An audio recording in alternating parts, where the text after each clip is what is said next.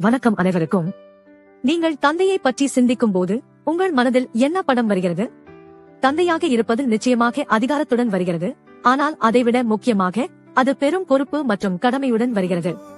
தந்தையர்கள் தங்கள் குழந்தைகளை வளர்த்தெடுக்க வேண்டும், குடும்பத்தை கவனித்துக் கொள்ள வேண்டும் மற்றும் அவர்களின் தேவைகளை பூர்த்தி செய்ய வேண்டும் என்று எதிர்பார்க்கப்படுகிறது.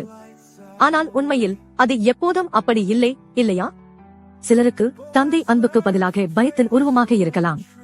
மற்றவர்கள் வல்லமையற்றவராகவோ அல்லது தொலைதூரமாகவோ தோன்றும் தந்தையை பார்த்து வளர்ந்திருக்கலாம். சிலர் தந்தையின்றி வளர்ந்தனர். துரதிருஷ்டவசமாக பலர் தந்தையுடனான உடைந்த உறவின் காயங்களை சுமந்து செல்கிறார்கள்.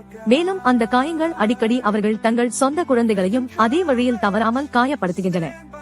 ஆழத்தில் அனைவரும் தந்தையின் அன்புக்கு இயங்குகிறார்கள். அவர்கள் பயமின்றி அணுகக்கூடிய ஒருவர்.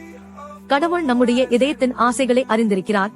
அதனால்தான் இயேசு பிறப்பதற்கு 700 ஆண்டுகளுக்கு முன்பு அவர் தீர்க்கதரிசி ஏசாயாவுக்கு ஒரு செய்தியை அனுப்பினார். ஒரு குழந்தை பிறக்கும், அவர் நித்திய தந்தை என்று அழைக்கப்படுவார். ஆனால் நித்திய தந்தையாக இருப்பதற்கு என்ன அர்த்தம்?